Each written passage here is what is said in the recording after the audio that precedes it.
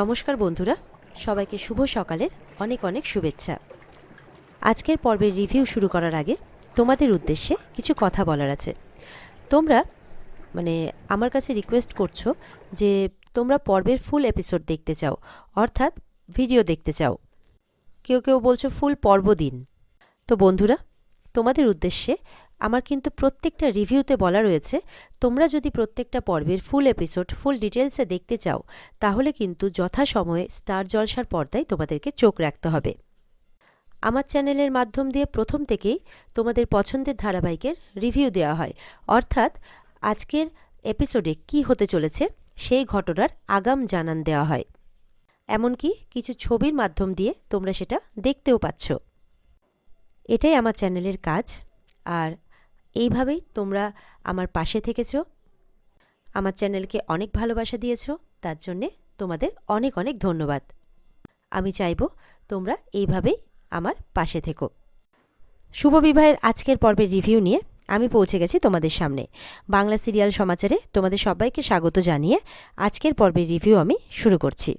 শুরুতেই যেটা দেখতে পাচ্ছি যে সুধা তো বাড়িতে সমস্ত বিধবাদের ডেকেছে, এবার সব্বার একে একে উদাহরণ দিয়ে ঠাম্মিকে বোঝাচ্ছে।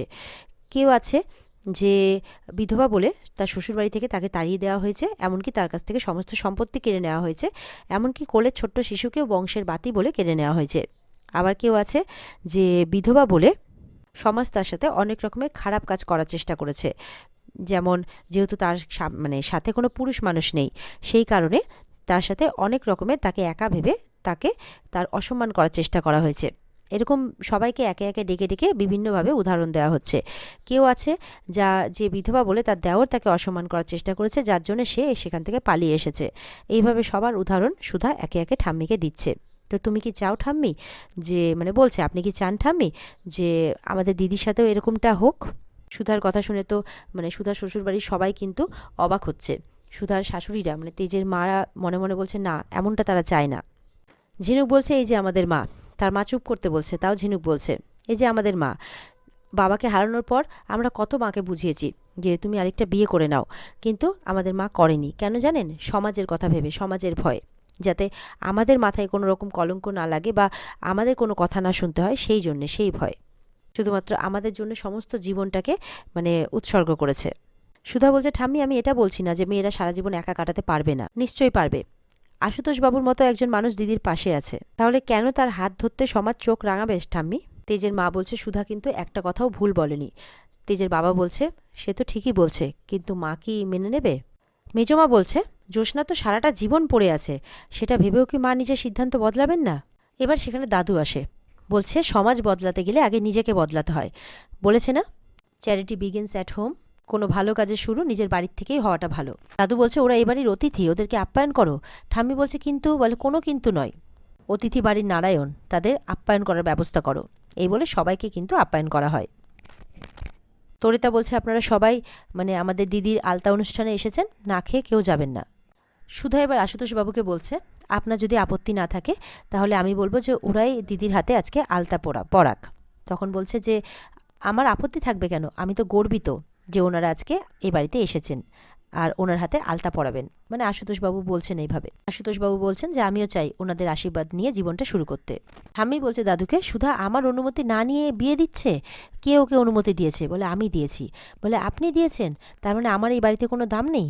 দাদু বলছে যে সুধা যেটা করছে ঠিক করছে। ঠাম্মি বলছে আপনি এই বাড়ির নিয়ম ভুলে গেলেন, মহা পাপ হবে কিন্তু। বলছে পাপ হচ্ছে নিজের নাতনিকে সুখ থেকে বঞ্চিত করাটা, তার গর্ভের সন্তানকে তার বাবার থেকে বঞ্চিত করাটা, সেটা পাপ। তোমার কাছে নাতনির সুখের থেকে নিয়মটা বড় হলো?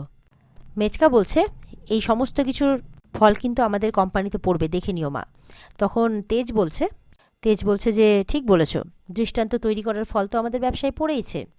চারদিকে ওই জন্য শুধুমাত্র তেজ বেকারির নাম, দেখো ফোনটা খুলে দেখো।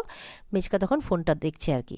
মিডিয়াতে বলছে যে তেজ বেকারি আজকে প্রমাণ করে দিয়েছে যে তারাই বিস্কিটের সেরা ব্র্যান্ড, কারণ তারা শুধুই ব্যবসা দিয়ে নয়, মানুষের প্রতি একটি সুন্দর বার্তা দিয়ে মানুষের মন জয় করে নিয়েছেন। তেজ বেকারি একটি নতুন দারুণ সিদ্ধান্ত তৈরি করেছেন, নিজেদের বাড়ির বিধবার বিয়ে দিচ্ছেন তারা, বিধবা মেয়ের বিয়ে দিচ্ছেন তারা। এরপরে মিডিয়া থেকে আরেকজন বিধবাকে প্রশ্ন করা হচ্ছে, একটি মেয়েকে। তো তিনিও একই কথা বলছেন যে আমি আজ থেকে তেজ বেকারি বিস্কিটই খাবো। তেজ বেকারি আজকে সবার চোখ খুলে দিয়েছেন। আমাদের মতো মেয়েদের মানে সমাজে একটা সম্মান দিয়েছেন, আমি সুধাময়ীর পাশে আছি, এভাবে বলছে আর কি। এই ভিডিওটা বাড়িতে সবাই দেখে কিন্তু খুব খুশি। তেজের বাবা বলছে, দেখো এই সবের সাথে তো ব্যবসার কোনো যোগ নেই, কিন্তু তবুও বলছি এই সমস্ত কিছু হলে দেখবে আমাদের ব্যবসাটা আরও অনেক বড় হবে। এরপর জ্যোৎস্নার মাথায় লাল কাপড় দেওয়া হচ্ছে। জ্যোৎস্না বলছে, লাল কাপড়? সুধা বলছে, বারে, আজ না আলতা উৎসব, লাল কাপড় ছাড়া হয়? জ্যোৎস্নার মন খারাপ দেখে তার বাবা মা এগিয়ে যায়। তার বাবা বলছে, মন খারাপ করিস না মা, তোকে সুখী না দেখে আমি তো মরতেও পারবো না, মরেও শান্তি পাবো না। জ্যোৎস্নার মা বলছে, এতদিন আমরা তোর হাসি মুখটা দেখতে চেয়েছি, এতদিন তো তুই আমাদের কথা ভেবেছিস, নিজের মানে আমাদের কথা ভেবে নিজের মতো থেকেছিস, মানে আমাদের মতো করে নিজের অনেক কিছু বিসর্জন দিয়েছিস, কিন্তু এবার সময় এসছে, এবার একটু নিজের কথা ভাব, আর এতে আমরা তোর পাশে আছি। এদিকে দেখা যাচ্ছে ঠাম্মি সমস্ত কথা ভাবতে ভাবতে হোঁচট খেয়ে পড়ছে। তখন আশুতোষ গিয়ে সামলায়। এরপরে সুধা যেতে গেলে দাদু বলছে, ছেড়ে দাও, কাননকে একা থাকতে দাও। এরপরে সবাই সবার কাজ করতে শুরু করে দেয়। আর কাননকে বলছে, দাদু এমন কোনো কাজ করো না যেটার জন্য পরে পস্তাতে হয়। কিছুক্ষণ পর দেখা যাচ্ছে সুধা যখনই আলতা পরাতে যাবে তখন ঠাম্মি আসে, সুধার হাত থেকে আলতার বাটিটা নিয়ে নেয়। সবাই তো অবাক হয়। মেচকারা মনে মনে ভাবছে, যাক এবার তীরে এসে তরি ডুবলো, ভালোই হয়েছে। মানে সার্থকের মাও খুব খুশি। তারপরে ঠাম্মিকে দেখা যাচ্ছে সে আলতার বাটিটা নিয়ে গজাননের কাছে যাচ্ছে। গজাননের কাছে গিয়ে প্রার্থনা করছে যে আমার নাতনিকে সুখী করো। তখন তেজদের মুখে হাসি আসে, বুঝতে পারে ঠাম্মি মেনে নিয়েছে। এরপরে সুধাকে গিয়ে বলছে, আমাদের বাড়ির কোনো শুভ অনুষ্ঠান গজাননের আশীর্বাদ ছাড়া পূর্ণ হয় না। নাও এবার তুমি আলতা উৎসবটা শুরু করো। এবার খুশি মনে আনন্দের সাথে আলতা উৎসব শুরু করা হয়। আর সবার প্রথম আলতা সুধা তার মাকেই লাগাতে বলে, জ্যোৎস্নাকে। তার মা নাকচ করলেও বলে যে, মা তুমি তো মা, আর জ্যোৎস্নাদি তো তোমার সন্তানের মতো, তাই তোমার পুরো অধিকার আছে। এই বলে সুধার মা কিন্তু জ্যোৎস্নাকে আলতা পরিয়ে দিচ্ছে। তাতে জ্যোৎস্নাও খুব খুশি, আশুতোষও খুব খুশি। জ্যোৎস্নার বাবা বলছে, দেখো এবার আমাদের মেয়েটা খুব মানে সুখী হবে, এতগুলো মানুষের আশীর্বাদ পাচ্ছে। এদিকে দাদু কাননকে বলছে, আমি তো এই কাননকেই দেখতে চেয়েছি সব সময়, যে সংসারের জন্য নিয়ম মানে তৈরি করেছে, আবার এই সংসারের জন্য নিয়ম ভেঙেওছে। ঠামি বলছে, আমি জানি না আমি পাপ করছি না পুণ্য করছি, তবে সুধার কথাটা আমি জানি না কেন আমার বিশ্বাস করতে ইচ্ছে হলো। তো ঝিনুক বলছে, তাহলে একটু আনন্দ উৎসবে গান বাজনা হয়ে যাক। এই বলে সবাই নাচ গান করতে শুরু করে আনন্দের সাথে। এরপরে দেখা যাচ্ছে যে সবাই মিলে নাচ গান শুরু করেছে। সুধা, তারপরে হচ্ছে অলি, ঝিনুক সবাই মিলে নাচ করছে। নাচ করতে করতে তেজকে ডাকে সুধা, ওদিকে সমুদ্রও আসে। এবার অনেকক্ষণ ধরে নাচ করতে করতে হঠাৎ করে কিন্তু সুধা মাথা ঘুরে পড়ে যায়। সবাই বলে, কি হলো কি হলো? তেজ তখন নিয়ে বসায় সুধাকে। কি হলো? তেজের মাও দৌড়ে গেছে। সার্থকের মা বলছে, কিছু না, এগুলো হচ্ছে অধর্মের ফল পাচ্ছে সুধা।